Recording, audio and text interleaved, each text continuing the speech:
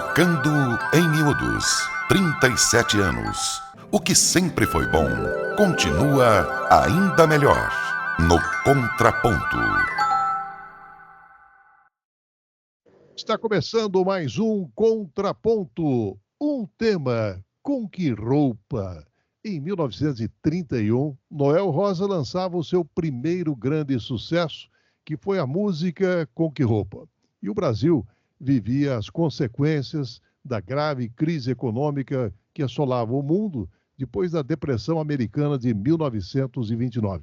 E a letra da música acabou alvo de muitas interpretações, principalmente no que diz respeito a ser uma metáfora ao Brasil, pois a crise tinha deixado o brasileiro pobre e maltrapilho. E a letra da música, ela retrata um sujeito que foi convidado para um evento, sem noção sobre com que roupa ele deveria comparecer. Isso acaba ensejando uma crise existencial a partir do momento em que ele faz um balanço da sua própria vida. E a música acabou inspirando charges, crônicas, e hoje também inspira o contraponto que vai discutir, de um lado, a mão de obra explorada através de imigrantes paraguaios no campo da moda, e de outra parte o surgimento da slow fashion, que é um contraponto glamuroso. E nós vamos então apresentar os nossos convidados. Tatiana Massaro, que na sua tese de doutorado, defendida junto ao Instituto de Filosofia e Ciências Humanas da Unicamp, foi estudar o circuito das roupas. Ela pesquisou roupas sustentáveis, do cultivo da matéria-prima até as vitrines das lojas. Tatiana, prazer em tê-la no Contraponto. Bom dia. Prazer é meu, Márcio. Bom dia para todo mundo que está ouvindo. Bom dia, Paulo. Bom dia, Márcio. Obrigada pelo convite. E participa conosco também o Paulo Correia, que na sua tese de doutorado, junto ao programa de pós-graduação em Demografia do Instituto de Filosofia e Ciências Humanas da Unicamp, foi pesquisar as migrações paraguaias junto à região metropolitana de São Paulo e inserção no setor de confecção têxtil das primeiras décadas do século XXI. Paulo, bom dia, prazer em tê-lo conosco. Bom dia, Márcio. Bom dia, Tatiana. Meu bom dia para a audiência do programa e agradeço pelo convite, fico muito honrado.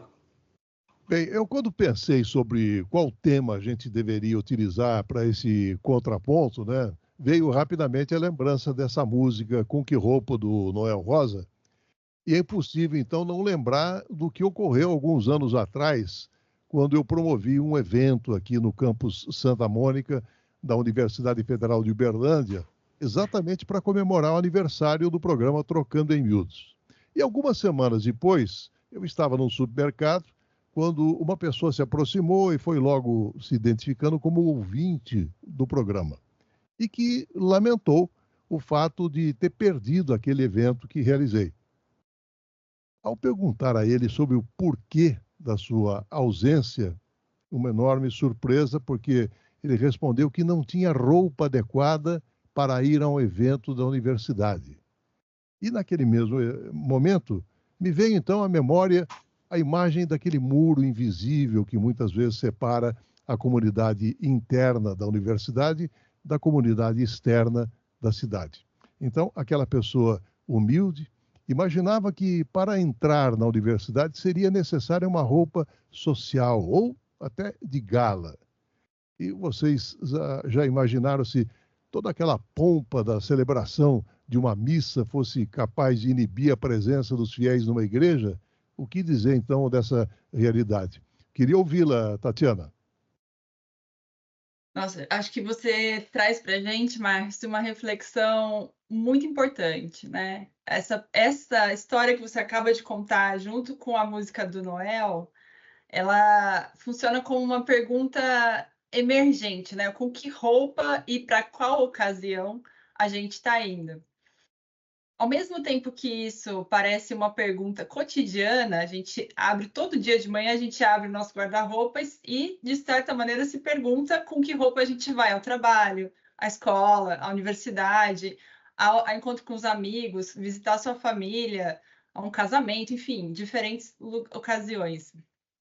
E, ao mesmo tempo, isso tem muita relação com a identidade que a gente vai construindo e com o modo com o qual a gente se relaciona com o corpo social, né? Tem uma socióloga, se não me engano, chama Elizabeth Wilson, ela historiadora de moda, desculpa, ela vai dizer que um pouco é isso, a roupa é uma ligação, uma espécie de ligação entre o nosso corpo biológico e o corpo social. É uma camada que é apresentada e a gente conversa, né, com o social e tem essa ligação com o nosso corpo biológico. Então, essa história do seu ouvinte, com certeza ele se colocou várias vezes nesse lugar e, ao mesmo tempo, ainda essa identificação estava distante do que ele estava percebendo como cidadão que pode frequentar a universidade, pode ir ao evento que você convidou, possivelmente a todos os seus ouvintes, com o maior carinho, sem dizer, né, qual era a roupa social do evento. Não tinha, com certeza, acredito que seu convite não tinha essa premissa. Mas, ao mesmo tempo, é uma pergunta que aparece em diversos contextos. Tem um livro bastante interessante, chama O Casaco de Marx, que o autor é o Peter Stalingras. E ele vai mostrar como o próprio Karl Marx, que é sociólogo e a gente conhece tanto nas ciências sociais, lê, que é o autor do Capital, aquele volume de livros, assim, como é que o Marx se vestia para ir estudar na Biblioteca Britânica e quanto era importante naquela época se apresentar, né? Marx escreve há bastante tempo atrás, ele está ali presenciando, né, a Revolução Industrial na própria Inglaterra, escrevendo sobre isso, como era importante ter um casaco para entrar na biblioteca e estudar. E o Peter vai mostrar que o Marx tinha uma condição econômica bastante sensível, bastante vulnerável. Ele tinha uma família extensa e pouco valor financeiro que ele ganhava no final do mês. Então, muitas vezes ele tinha que penhorar o casaco que ele tinha para poder alimentar a família e por isso ele deixava de poder entrar na biblioteca para poder fazer os estudos que a gente conhece tão bem, que hoje é tão difundido. Então, essa questão do seu ouvinte é também uma questão de autores, é também uma questão que perpassa diversas classes sociais em diferentes momentos e diferentes diversidades e adversidades também. É claro que existem outros elementos, né? Em outras classes sociais a gente vai encontrar outras facilidades no sentido de acesso a uma roupa que é pensada como uma roupa de ocasião, mas dentro desse também tem várias escolhas relacionadas a qual marca vestir ou como se apresentar. Então, essa questão ela não desaparece, ela muda, ela vai permeando diferentes classes e, ao mesmo tempo, quando você conversa com o seu ouvinte lá no supermercado, talvez isso coloque luz para o próximo evento ele pensar que ele pode ir, independente da roupa que ele usar. A Tatiana falou do Marx, né? E na biografia da Jeanne Marx, esposa do Karl Marx, ela, numa passagem lá, relata um desabafo da mãe do Karl Marx, né? Que certa vez disse a ele que ele precisaria, além de escrever o Capital, se preocupar em ganhar também o Capital. Eu queria ouvir o contraponto do Paulo. Pois é, Márcio, a fala da Tatiana leva a gente a várias reflexões, né? Enquanto ela falava, eu estava pensando nas outras dimensões que nós temos de adquirir uma roupa, comprar uma roupa, do que isso significa, né? Na minha tese, eu trabalhei com uma autora que chama Ana Martínez Barreiro, né? Uma espanhola, e ela dizia que nós entramos no que ela chama de sociedade madura do consumo. E uma das características dessa sociedade seria a de que a gente precisa, para ser algo, para ser um ser social, ter as coisas, consumir, comprar, né? E eu acho que essa é uma das dimensões que a gente tem quando a gente fala das roupas, né? E de como nós cada vez mais somos instigados a esse consumo a partir do advento da moda rápida, da fast fashion, como a gente fala, né? E eu acho que isso dialoga um pouco também com as várias dimensões que vestir uma roupa traz, né? Então, a identidade está muito relacionada, a nossa identidade enquanto seres sociais está muito relacionada à roupa que nós usamos, e a forma de consumo também, ela está completamente envolvida com isso, né, Márcio? Com certeza. E as roupas que usamos, né, Paulo e Tatiana, acabam enviando aí sinais poderosos para os nossos colegas de trabalho, para os nossos amigos e também para os nossos desconhecidos, né? E existe uma série de pesquisas psicológicas revelando exatamente o verdadeiro impacto dessas escolhas de roupas na maneira como a gente percebe e também julga os outros com experimentos mostrando alguns resultados até surpreendentes. Por exemplo, alguns anos atrás, Tatiana e Paula, aqui no programa eu entrevistei o psicólogo social Fernando Braga da Costa. Ele vestiu um uniforme e trabalhou durante 10 anos como gari, varrendo as ruas da USP. E ele constatou que, ao olhar da maioria, os trabalhadores braçais acabam sendo seres invisíveis, sem nome. E na sua tese de mestrado na USP, ele conseguiu comprovar a existência da invisibilidade pública, ou seja, uma percepção humana totalmente prejudicada e condicionada à divisão social do trabalho, onde enxerga-se somente a função e não a pessoa, né? Que senso é esse de roupa no sentido de ter importância sobre a nossa reputação, hein, Tatiana? É muito esse ponto da invisibilidade que mostra uma identificação através da roupa, ou seja, identifica a pessoa que trabalha, né, numa determinada função, como você também colocou. Ela revela também uma espécie de distância social que vai caracterizando essas relações, né? Hierarquias que estão colocadas ali, expressões também de identificação, ou seja, quem conversa com quem, que grupo é esse, né? Quais grupos estão mais em relação, quais grupos fazem troca de ideias ou não, né? E, ao mesmo tempo, me dá essa pontuação, atualmente, pensando um pouco nas roupas sustentáveis, e um pouco no que o Paulo estava colocando também, quer dizer, da produção dessas roupas. Se a gente for pensar quem produz a roupa que o Gari veste, né, a gente teria que fazer uma investigação para entender bem, porque né, teria diversas possibilidades, empresas envolvidas e tudo. E aí o que eu estou pensando é um pouco na trajetória que eu acompanhando como é que uma roupa sustentável é feita, né?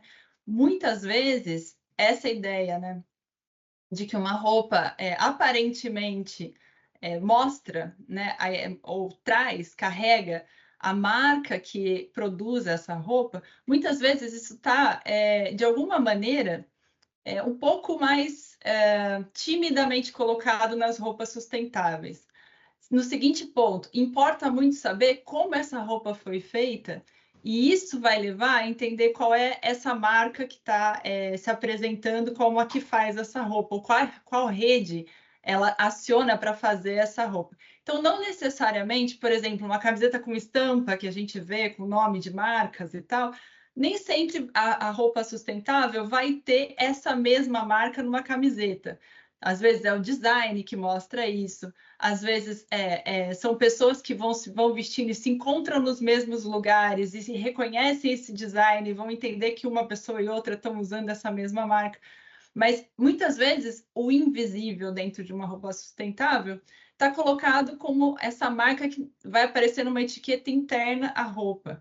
E o que vai importar é saber qual é a rastreabilidade de produção dessa roupa, ou seja, de onde está vindo esse tecido, de onde está vindo essa planta que colore a roupa, como é que esses trabalhadores estão sendo contratados, como é que eles estão sendo tratados, quais condições eles têm de trabalho. Então, tudo isso é pensado na camada da roupa.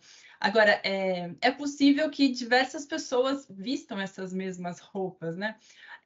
Também é interessante perceber que essa distância social que é colocada pela invisibilidade da roupa do Gari, ela também acontece de algumas outras maneiras, né? E em alguns outros grupos, mesmo que as roupas sejam semelhantes, né? Então, essa diferenciação, essa distância, também se coloca através de outros elementos, né? De outros consumos, como outros produtos que circulam com a gente, né, nos nossos cotidianos e tudo mais.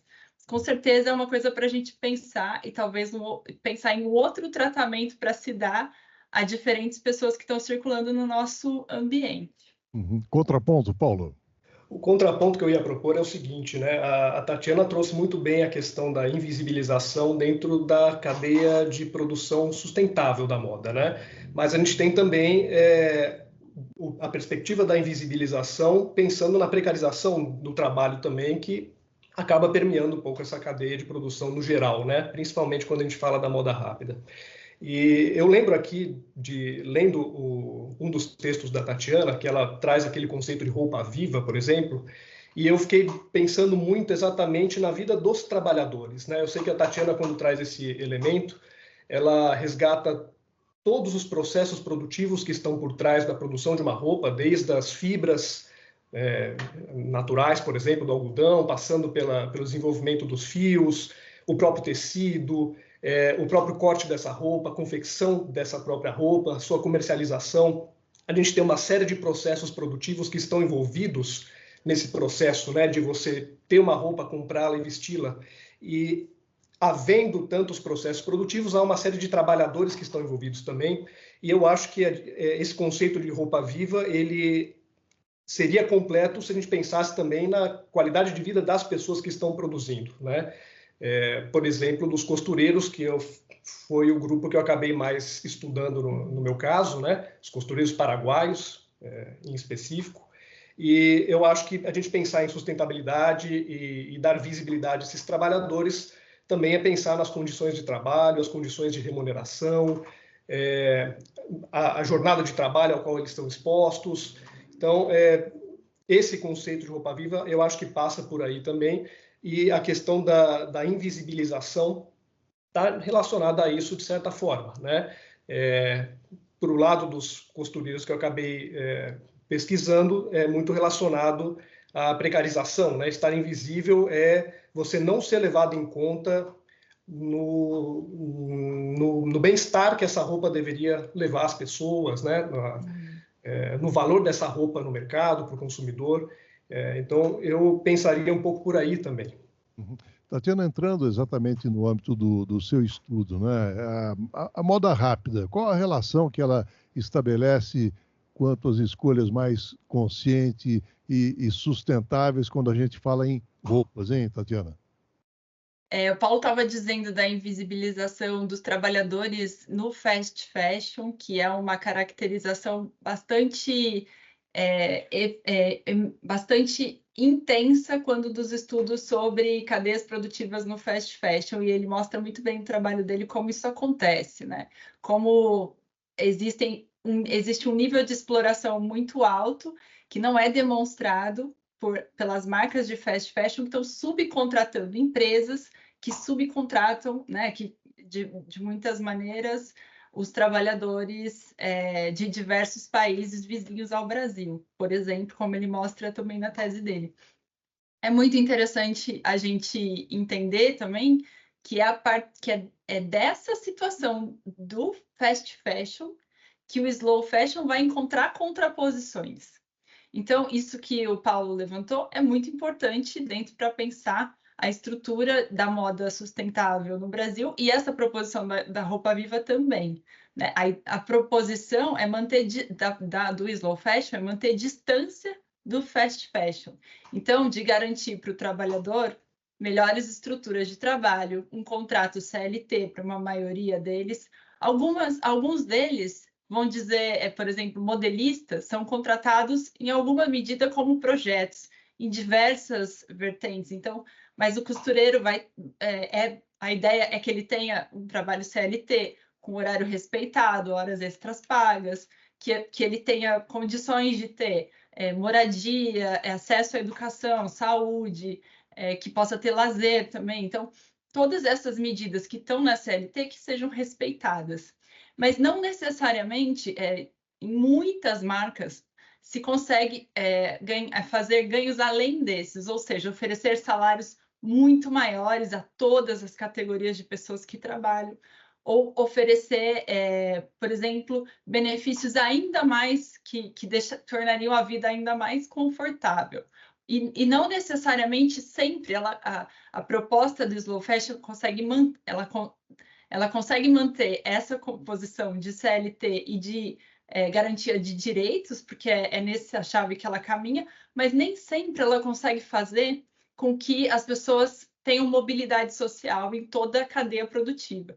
Então, muitas vezes, o ganho tem a ver muito com a valorização, ou seja, um ganho financeiro um pouco maior, um ganho de autoestima em determinados grupos, que em determinados lugares é muito importante para compor, né?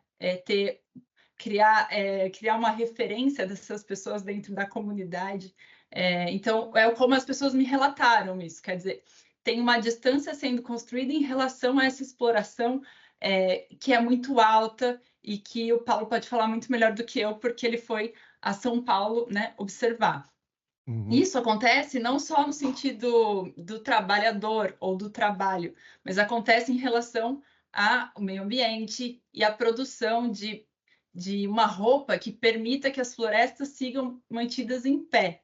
Ou seja, que a gente continue, por exemplo, mantendo as árvores no cerrado e mantendo a água no cerrado, né? Porque é isso, quando tem floresta, a gente tem água sendo existindo ali conjuntamente.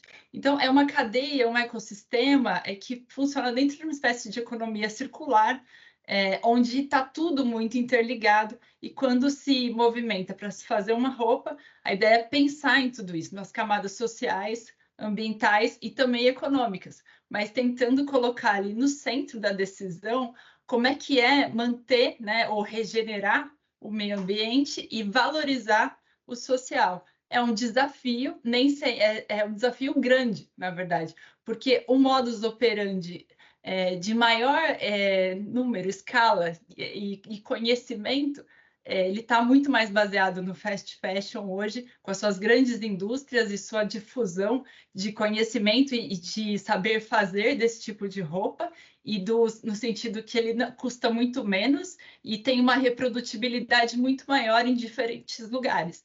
Então, tudo isso perpassa uma composição de uma espécie de desafio que o slow fashion vai enfrentando e vai tomando distância dessa composição de fast fashion. Acho que tem um pouco esses pontos assim, para a gente considerar. Ô Paulo, em 2022, né, aconteceu um resgate de imigrantes que atuavam em condições análogas à escravidão, oriundos do Paraguai, e a gente percebe que apenas recentemente esse estado de coisas passou a ter uma certa visibilidade e também ganhou manchete dos jornais e visibilidade na mídia. Mas não é fato novo, né, Paulo?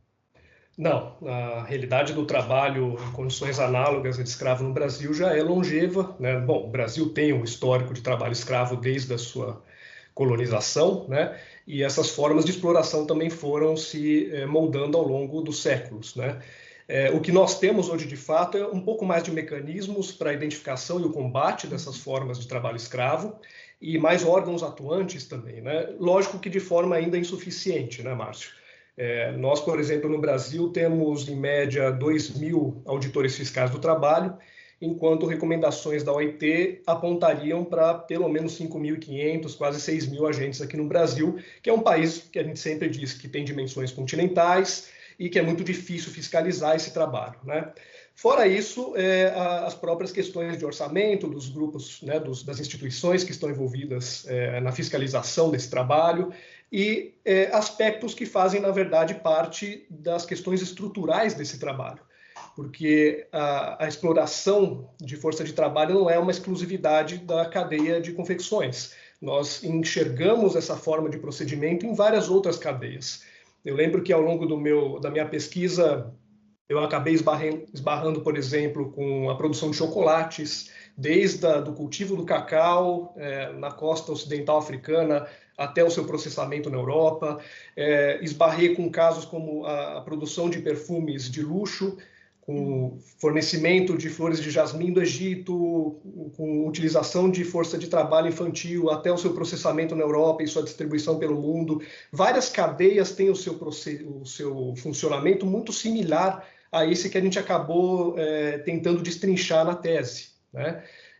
com fortes traços de terceirização, emprego, em alguns casos, de força de trabalho infantil. Não é uma exclusividade desse setor e não é porque todas essas cadeias estão inseridas dentro de um grande sistema produtivo capitalista, né? Que tem a sua lógica de produção e consumo alastrada, difundida por todas essas cadeias produtivas. E isso faz com que o próprio desafio da slow fashion, que a Tatiana já estava apontando, seja evidente, né? Afrontar essa forma de produção e consumo como a do fast fashion traz os seus desafios, porque a fast fashion está alinhada justamente a essas características que são presentes no capitalismo hoje em dia. Uma produção acelerada, muito atrelada àqueles valores que nós destacamos no começo, do ter para ser, ter é uma identidade, consumir é uma identidade, a rápida distribuição, a capacidade dela de trabalhar em redes, em cadeia, a sua associação com a internet, a moda mudou muito nos últimos anos também, a sua divulgação, e o fast fashion acaba traduzindo todo esse movimento, essa efervescência. Então, os movimentos de resistência, eles têm grandes desafios, né, de se fazerem viáveis para todos os que trabalham na cadeia, para os que consomem também, porque as pessoas muitas vezes não têm os recursos para comprar uma roupa que é mais bem elaborada, que conta com materiais um pouco mais caros, com profissionais que são mais bem remunerados, né? Muitas vezes nós não temos acesso a essa roupa, nós temos justamente acesso à roupa que é feita muito rapidamente, com o uso de força de trabalho mais precarizada. Então, esses são desafios postos nessa cadeia e são desafios dos nossos tempos, mais do que nunca urgente, principalmente do ponto de vista da sustentabilidade, né? Ambiental e laboral, porque há traços de insustentabilidade na cadeia de produção de peças de roupa, tanto do ponto de vista ambiental, do alto uso da água, por exemplo, da contaminação de água em vários processos, né, do tingimento das roupas, do tratamento dos tecidos, do descarte dessas roupas, que muitas vezes é feito de uma forma inadequada, em aterros sanitários, de uma forma que não era o adequado para se tratar, mas também a insustentabilidade do ponto de vista do trabalho, porque muitas vezes nós estamos falando de um setor, de um mercado altamente competitivo e que grandes grupos acabam disputando esse mercado e, para se fazerem mais competitivos, lança-se mão, por exemplo, da redução de trabalhos, redução de direitos trabalhistas, da redução da remuneração dos trabalhadores que estão envolvidos, né, para tentar garantir uma margem de lucros ou, pelo menos, de manter esse lucro para você ter uma maior competitividade no mercado que é global, né, muitas vezes. Então, são vários desafios, né, que a gente pode apontar. Tatiana, o Paulo falou em ter para ser, né? E hoje o que prevalece em termos de consumo é quanto mais, melhor, né? E o slow fashion acaba incentivando essa prática de comprar menos, mas de melhor qualidade e valorizar e manter nossas roupas pelo maior tempo possível, é isso? Essa é a proposta que eu ouvi em campo, né? E que tem um grande número de pessoas envolvidas com o slow fashion e com a moda sustentável que defendem muito esse caminho. É um caminho de menos consumo, onde é como se menos é mais, né? Essa lógica. E também dentro dessa lógica, é uma proposta de consumir alguma coisa que possa durar, alguma coisa que possa, de certa maneira, poder chegar até a próxima geração. Essas roupas teriam, então, uma circulação mais entremeada por esses princípios, né? E também de valores que vão aparecendo e de conscientização. Por isso, os desafios são muitos e muitas medidas, né? Se a gente estava falando que o desafio laboral passa por contratos melhores e que também isso gera um custo para o consumidor final, claro, entre também, né, material, se você está tratando de plantas e elementos que estão ligados ao orgânico, que estão ligados a menos uso de agrotóxico, então uma produção menor, então os valores também se mobilizam a partir daí, né? São mobilizados a partir daí. Então, toda essa construção de que uma roupa não precisamos consumir tanto, é assim que se diz, né? E, ao mesmo tempo, tem outras reflexões que permeiam isso. Quando a gente está falando de uma roupa que vem de uma marca, estamos falando basicamente de uma roupa nova, né? Existe uma discussão sobre qual é a roupa mais sustentável e muitas vezes essa discussão fala sobre as roupas de brechó que já existem, né? E aí são ressignificadas e circulam novamente entre outras pessoas.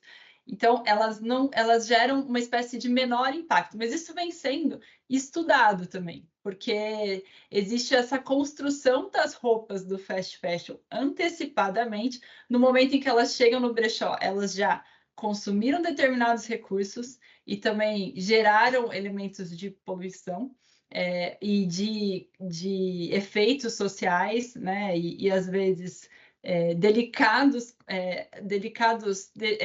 modos, né, de exploração e também de poluição, de degradação do meio ambiente. E aí, depois disso, chega no brechó porque a descartabilidade é muito alta no primeiro consumo. No segundo, ela é uma concentração de um número enorme de peças que algumas delas vão ser consumidas e recolocadas em uso pelas pessoas, outras não. E aí é um pouco que o Paulo já chamou a atenção sobre descartabilidade e grandes lixões, né? Que a gente tem, por exemplo, o deserto do Atacama como um lixão, um grande lixão de roupas a céu aberto, que estão sendo degradadas pelo sol, mas essa degradação ela não é muito prevista, porque ela é feita com petroquímica, e a degradação da petroquímica leva milhões, né? Um número muito grande de anos para isso acontecer. Então, na verdade, você está gerando uma outra camada em cima do deserto. Ou na África, no litoral, onde as roupas estão sendo jogadas ao mar e poluindo tudo isso. Então, existem estudos discutindo essas questões, né? Quer dizer, qual é a roupa mais sustentável? Se você está usando algodão e o algodão vem de um plantio de agrofloresta que usa água da chuva, você tem um impacto. Mas se você está usando um algodão que se pretende como mais sustentável, porque tem práticas relacionadas a isso, mas é de monocultura e vai irrigar com água destinada a isso em determinados momentos para poder ter uma produção maior, então o impacto é diferente. Né? Ao mesmo tempo, não quer dizer essa ideia da distância entre slow fashion e fast fashion, quer dizer, o quanto o slow pretende manter uma distância do fast fashion, não quer dizer que essa lógica de competitividade e essa lógica inserida dentro do sistema capitalista não atinja o slow fashion. Então, em determinados momentos, as pessoas que trabalham também dizem a gente passou muitas horas aqui a preparar o desfile tal, porque é assim que a indústria da moda funciona. Então, a gente tem cerca de 40 dias, 30 dias para preparar um desfile de muitas roupas que vão à passarela e toda uma logística envolvida ali. Então, isso é um tempo que se espreme em alguns momentos da cadeia, em alguns lugares, etapas da cadeia, e que se alonga em outras, porque tem processos, por exemplo, os manuais, que é difícil fazer o tempo ser comprimido. É necessário, mas ele vai ser comprimido em alguns lugares. Então, esse relato também demonstra, que é um relato que eu ouvi em campo, também demonstra que existe esse passo, esse equilíbrio dinâmico e sensível entre as duas possibilidades. Mas, ao mesmo tempo, tem isso. Isso tudo de roupas duráveis passa por perceber o quanto é necessário um esforço de várias medidas para fazer uma roupa, e a proposta é que o consumidor conheça esses processos para que ele possa escolher a partir do que ele não exatamente está vendo quando ele está vendo vitrine, mas sim dos processos que estão atrás, da rastreabilidade, que é bastante incentivada quando a gente está falando de moda sustentável. Ao mesmo tempo, quando a gente está falando de slow fashion, ela é invisibilizada, para usar uma palavra que a gente já comentou bastante aqui. Uhum. Então, a Tatiana falou de desafio laboral, de rastreabilidade, né? Ô, Paulo, essas pessoas que trabalham nas oficinas de costura, além da própria exploração das condições precárias de trabalho, eu pergunto que tipo de documentação e que tipo de controle existe no segmento? Existem algumas certificações, por exemplo, do ponto de vista dos paraguaios que eu estudei, primeiro que a gente tem que ter em mente que é um setor bastante heterogêneo também, né? Existem várias formas de atuação, mesmo dentro de uma só classe trabalhadora, como a dos costureiros, né? Existe uma certa diversidade nesse campo. Mas, no geral, no meu caso, boa parte era informal, né? Boa parte atuava nesse setor de uma maneira informal. Havia uma rotatividade bastante grande desses trabalhadores, muito ao sabor das oportunidades que iam aparecendo dentro do mercado, até porque você não tem o vínculo laboral, então você também se sente menos na obrigação de estar naquele lugar quando uma oportunidade aparece. E muitos relataram essa diversidade também que existe de certificações que estão disponíveis, né? O Brasil tem, por exemplo, a Associação Brasileira da Indústria Têxtil de Confecção, que é uma das associações que acaba cobrindo o trabalho que é feito dentro dessa cadeia produtiva, né, tanto da indústria têxtil em si, né, da fabricação de tecidos, até o da confecção de fato de roupas. A ABVTEX também, que aí é uma associação que está voltada aos empreendimentos do varejo, mas que também muitas vezes contam com certificações também para os fornecedores dessas lojas e dessas grifes. E o acesso a essas certificações, você ter uma oficina regularizada, também é muito desigual, né? Porque o migrante, no caso meu dos paraguaios, há um movimento, principalmente desde a década de 90, desses migrantes terem as suas próprias oficinas, mas o serviço dessas oficinas é comumente terceirizado. Então, uma fábrica de roupas, uma loja de roupas acaba subcontratando essas oficinas que se encarregam do trabalho.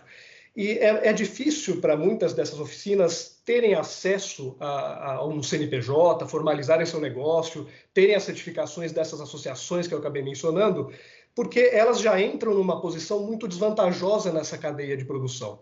Elas têm um poder muito baixo de negociação do valor de peça que elas vão receber, e ao ter um poder muito baixo de precificar o seu trabalho, elas também estão vulneráveis a um mercado que é altamente competitivo, como a gente já havia dito, que conta com muitas oficinas muitas vezes que acabam tendo um nível de exploração muito elevado dos seus trabalhadores, e isso acaba nivelando muito por baixo os preços correntes desse mercado.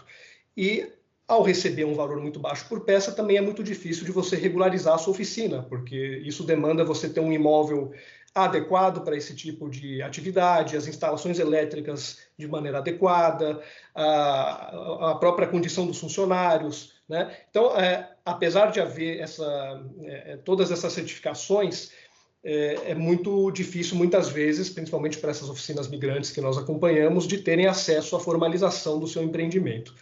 E outra coisa que eu ia comentar é que a Tatiana comentou muito da rastreabilidade também, né? E nós temos vários atores, vamos chamá-los dessa forma, né? Organizações da sociedade civil, vários grupos que, nos últimos anos, principalmente aqui no Brasil, têm levado a cabo algumas iniciativas para a gente melhorar justamente essa rastreabilidade do processo, né?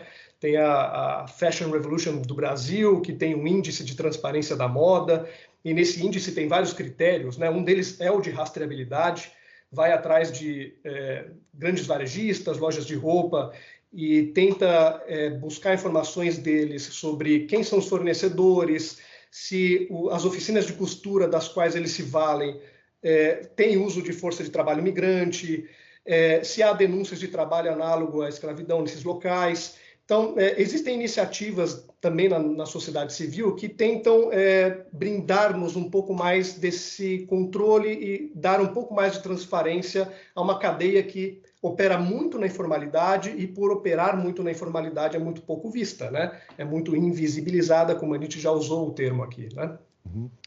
Tatiana, você tinha falado sobre o descarte de roupas, né? Aí eu pergunto, será que aquelas pessoas, quando olham para as vitrines, né, do fast fashion, que mudam as suas coleções a cada 15 dias, e com isso também acaba até acelerando esse processo de produção, exatamente para atender essa expectativa, esse desejo imediato do consumidor, né?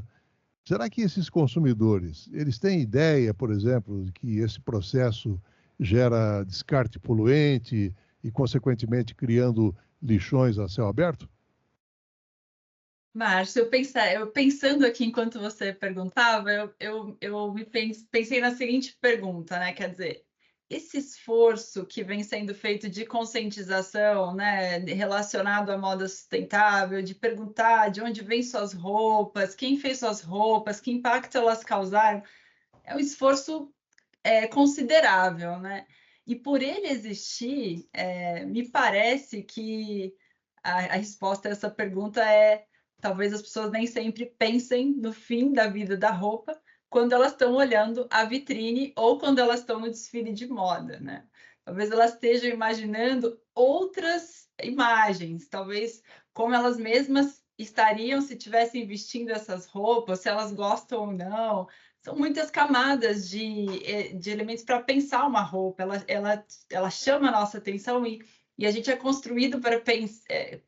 Tem uma construção social, psicológica, muito também, e vai se refinando ao longo da vida, que no modo como a gente pensa e imagina as roupas, né? As roupas, elas fazem parte de uma ocasião, elas fazem parte de como a gente quer se mostrar, como a gente estava falando, de como a gente quer ser visto, de em que grupo a gente quer circular, quais causas muitas vezes se quer defender, né? Haja as camisetas que muitas vezes expressam, né, essas causas, ou em que pessoa você gostaria de ser, né? Tem várias camadas. O ponto é que muitas vezes essa ideia da vida ela perpassa o pensamento de alguém que está olhando uma roupa. Então, a ideia de fim da vida da roupa, principalmente para uma roupa que é nova, que está na frente da pessoa que quer, que está interessada nessa roupa, passa longe, né? Então, o esforço, me parece que a pergunta é muito assim, ela quer dizer, é possível pensar no fim da vida da roupa quando se está olhando para uma roupa nova? Então, é possível, né? Mas o esforço de conscientização para essa pergunta se tornar um pouco mais comum e menos distante, né?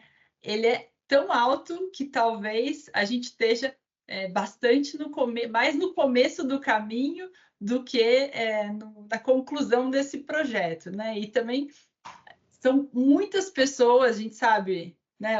Tem um crescimento populacional e cada vez mais a gente precisa convencer mais pessoas sobre isso.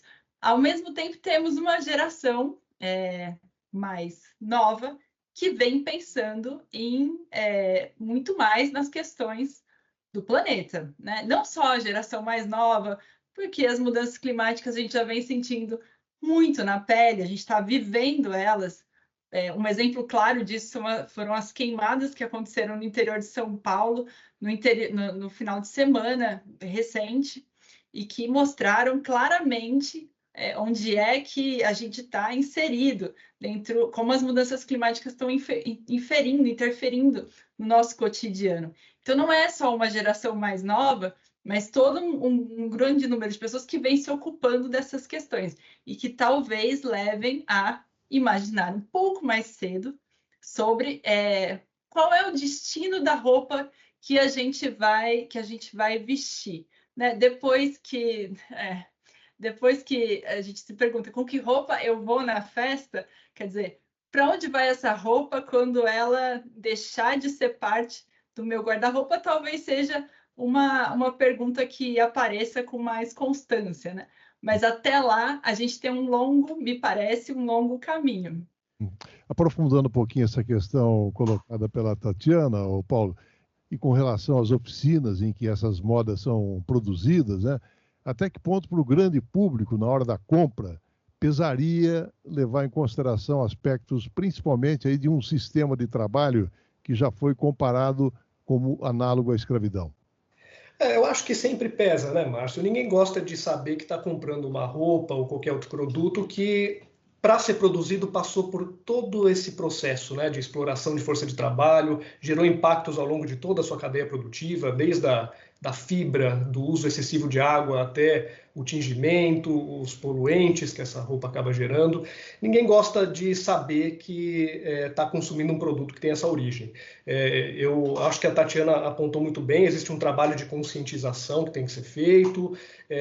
Vocês mencionaram o caso do Atacama, eu lembro que no Chile existem alguns movimentos que buscam fazer com que nas roupas venha uma etiqueta mais detalhada da origem dessa roupa, né? Quais foram os insumos utilizados, trabalhadores envolvidos, quais foram todos os processos, porque isso tudo desperta uma consciência sobre o que nós estamos consumindo.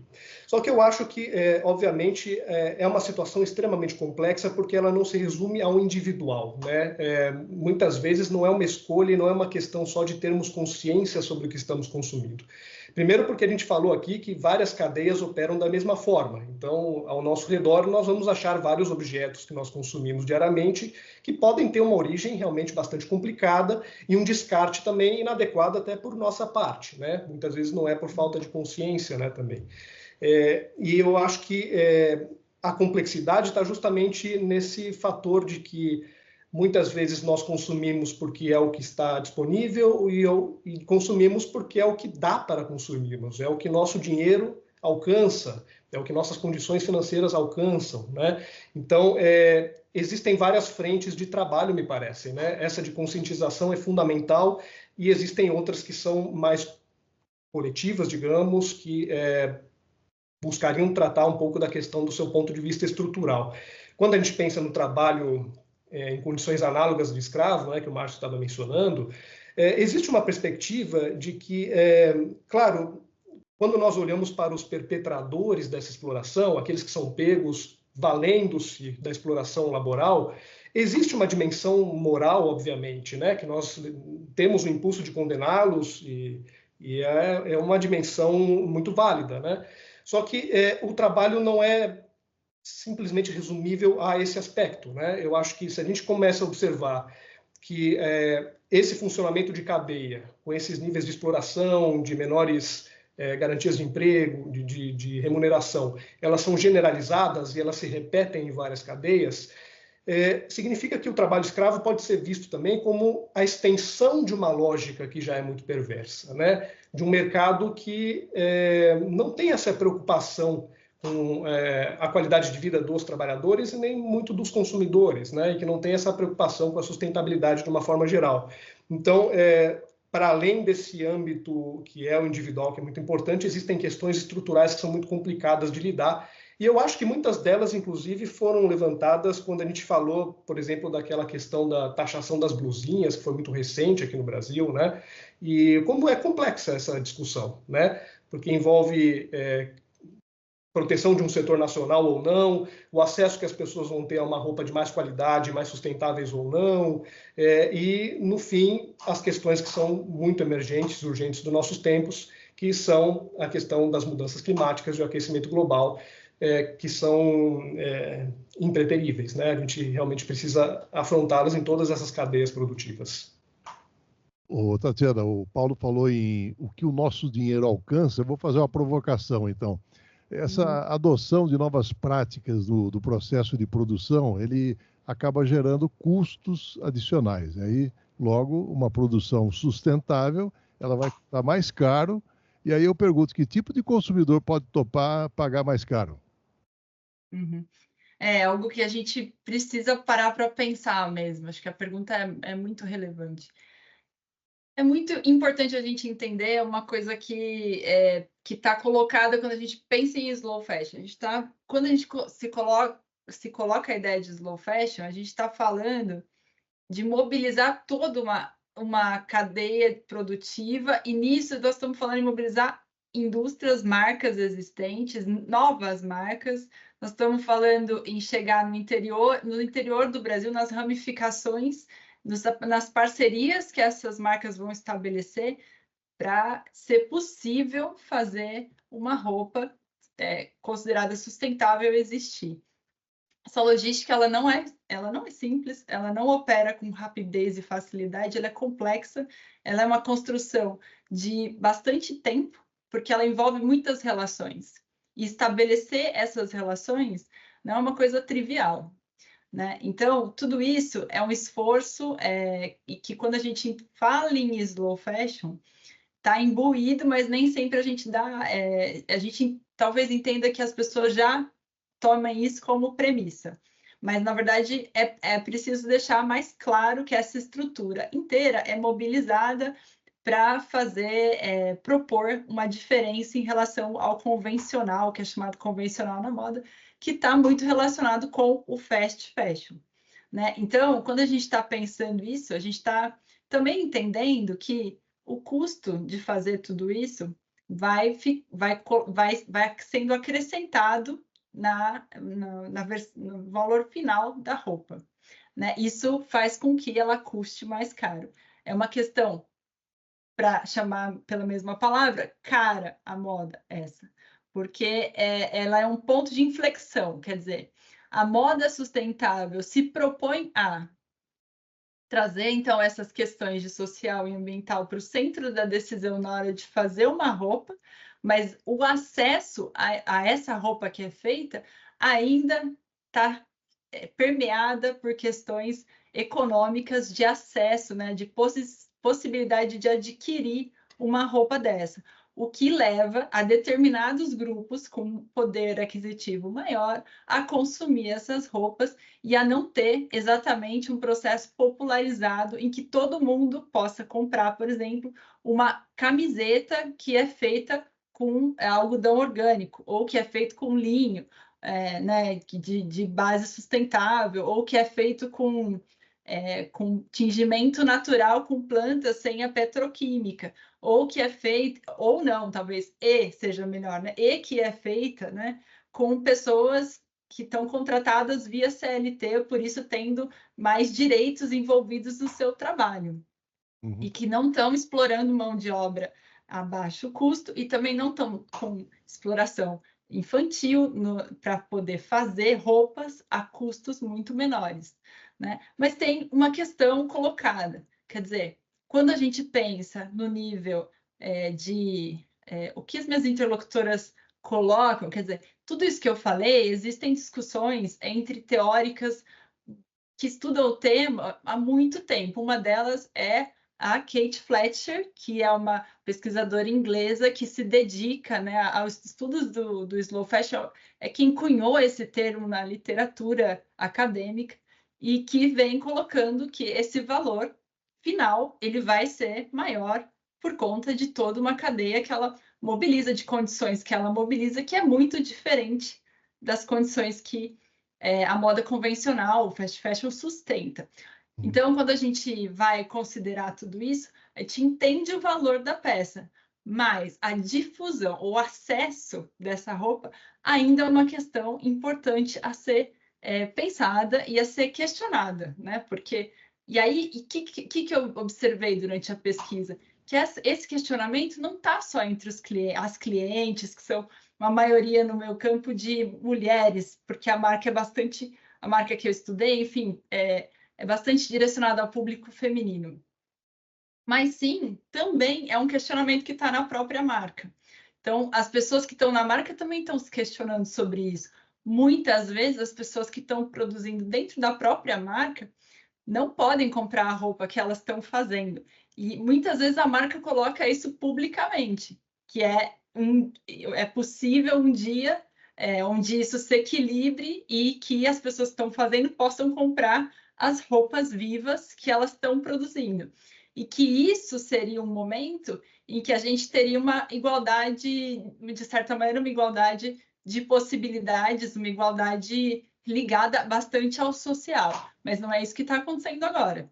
Então, a gente tem um público restrito, um público de alguns grupos que consomem, mas que, ao mesmo tempo, é interessante a gente pensar sobre opções, né? Quer dizer, se esse público que pode consumir não encontra opções que são rastreáveis e que são possíveis, são estudadas e por isso reconhecidas como roupas sustentáveis, se ele não encontra opção, para onde ele vai migrar? Ele vai consumir uma outra roupa que está numa outra chave ou vai buscar alternativas, talvez fora do país, vai buscar alternativa no brechó. Quer dizer, o que a gente está mobilizando no sentido de propor uma possibilidade de ter esse grupo acontecendo agora e planejar para que no futuro isso venha a acontecer numa escala maior, né? Ao mesmo tempo, a escala maior também preocupa, porque se a gente quer,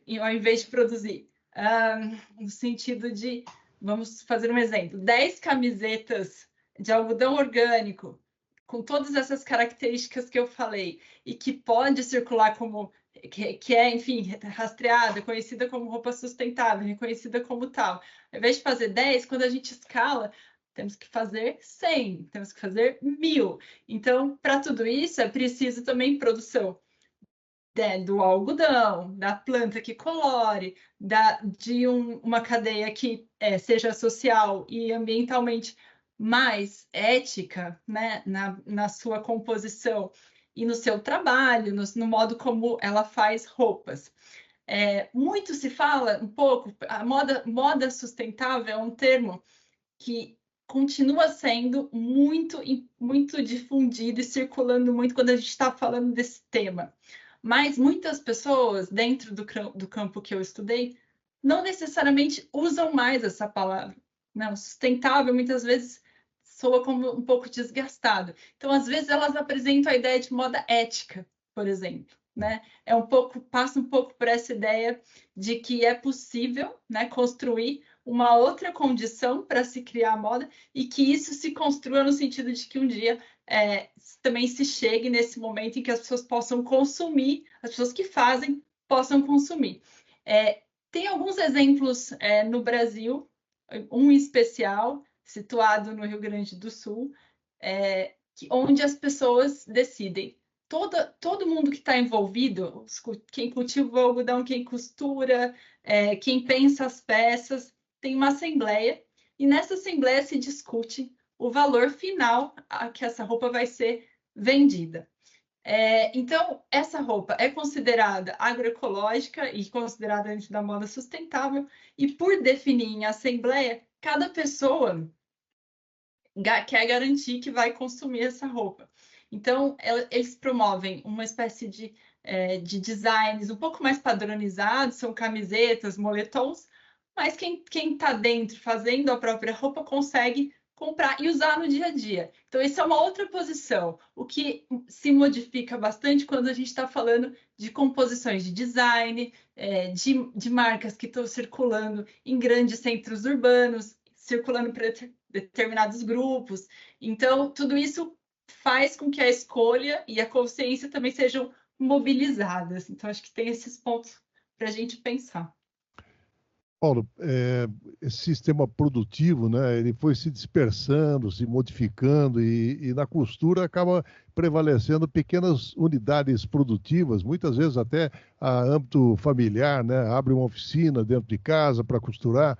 Isso reduziu muito a capacidade de sindicalização dessas pessoas, reivindicação de direitos e também a própria contestação dessas condições de trabalho, né? Com certeza, Márcio. Se a gente pensa, por exemplo, no trabalho migrante, nas oficinas de costura, muitas vezes é um parente realmente que emprega essas pessoas, é um tio, são os pais, um primo. E esses próprios parentes, que são os donos das oficinas, também muito provavelmente vão ter poucas condições de negociar o valor que vão receber, né, pelas peças produzidas no seu estabelecimento.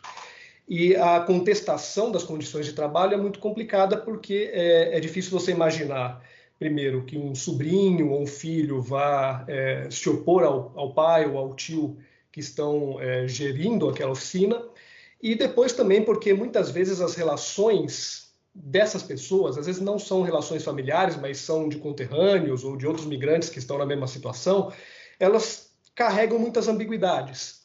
Muitas vezes o migrante que vem trabalhar numa oficina e começa como um ajudante, depois é um costureiro, ele tem um misto de gratidão com uma consciência de que muitas vezes ele está numa situação muito precarizada. Gratidão porque, em alguns momentos, aquela foi a oportunidade que foi encontrada de subsistência, talvez no lugar de origem dele ele não tivesse outras oportunidades, então existe, em alguns casos, esse sentimento, né, de que, bom, mal ou bem, essa pessoa está me dando uma oportunidade de trabalho e uma oportunidade de estar, talvez, numa cidade diferente, que tem opções, às vezes, de consumo diferentes, de lazer, de sociabilidade muito diferentes, mas, ao mesmo tempo, também pode haver a consciência de que aquele trabalho não está correto, né? As horas trabalhadas, as condições daquele estabelecimento, se são insalubres, questões relacionadas à segurança alimentar, porque muitas vezes essas pessoas fazem suas refeições dentro do próprio imóvel onde funciona a oficina, e esse alimento é provido pelo próprio dono da oficina, nem sempre em quantidades adequadas, nem sempre com um grau de nutrientes adequado, né? E a pessoa muitas vezes tem consciência de tudo isso, né? Então é um misto e é muito difícil trabalhar com esse misto de percepções que o trabalhador pode ter da sua condição. E essa dispersão também dessas unidades produtivas, que é uma característica de algumas décadas para cá, né, que é muito forte na confecção, ela também dificulta, obviamente, o contato desses trabalhadores, a organização desses trabalhadores, principalmente quando essa cadeia é muito estruturada a partir da subcontratação e da terceirização, né? A quem recorrer, né? Às vezes são migrantes, em alguns casos indocumentados ainda, estão atuando numa situação informal e não conseguem conceber muito bem formas de superar aquela situação, a não ser a de buscar oficinas que talvez ofereça uma condição um pouquinho melhor. Nesse caso, existem também, a gente tem que falar da capacidade de agência desses migrantes, né, de se mobilizarem, de se organizarem para pleitear melhores condições, de denunciar casos mais extremos de exploração, que isso também acontece. Então, a atuação dos coletivos de migrantes também é muito significativa nesse quesito, né? E eu ia fechar essa minha fala, porque eu acho que a Tatiana trouxe vários exemplos muito importantes, né, dentro da slow fashion, e ela trouxe, acho que, um norte que a gente deve ter em mente, né, de uma produção sustentável de ponta a ponta, né, desde do cultivo do algodão, por exemplo, até as condições de trabalho, até o descarte ou o reuso dessa roupa de uma forma adequada, né. E eu acho que também ficou muito claro nas palavras dela, que esse é o norte e que, para as pessoas terem acesso a isso, existem várias iniciativas que transbordam a cadeia da confecção, que passam por exemplo, a redução de desigualdades sociais, né? A gente falou de o acesso a essas roupas, não tem a ver com a escolha ou não somente da pessoa pelo que ela vai consumir, né? Tem a ver com as condições, e para que ela tenha condições de escolher, inclusive, ela precisa ter recursos, ela precisa estar numa estrutura social que seja mais justa. Então, veja como tudo isso transborda também a cadeia da confecção, por isso toca todas as outras cadeias, e como complexifica também a nossa discussão, né? Temos um norte que é inevitável, é urgente, né? Nós precisamos de uma produção mais sustentável em todos esses âmbitos, e para que ela seja sustentável, nós precisamos também melhorar vários aspectos sociais, né? Incluindo as desigualdades sociais, né? É inevitável a gente acabar discutindo esses grandes temas no fim das contas, né? Bem, trouxemos para o contraponto as participações do Paulo Correia, pesquisador junto ao Instituto de Filosofia e Ciências Humanas da Unicamp, a quem cumprimentamos mais uma vez pelo trabalho e agradecemos pela participação, Paulo. Obrigado, Márcio. Obrigado, Tatiana, pela conversa que tivemos, e agradecer a audiência também pelo interesse. Estou à disposição para qualquer consulta. Tatiana Massaro, também pesquisadora junto ao Instituto de Filosofia e Ciências Humanas da Unicamp. Parabéns pelo trabalho e obrigado pela participação, Tatiana. Márcio, eu que agradeço o convite, uma honra estar aqui conversando com vocês sobre esse tema. Muito obrigada. E também sigo à disposição para outras conversas. Obrigada a todo mundo que esteve com a gente, que está ouvindo a gente, e com esse interesse sobre o tema. É um tema muito que vem emergindo e que a gente precisa conversar mesmo sobre ele. Muito obrigada. Muito obrigado ao Benício Batista na edição, José Luiz Caetano, painel eletrônico. Estaremos de volta na segunda-feira, a partir das 11 horas. Tenham todos um excelente final de semana e até lá. Trocando em Miúdos. 37 anos. O que sempre foi bom continua ainda melhor no Contraponto.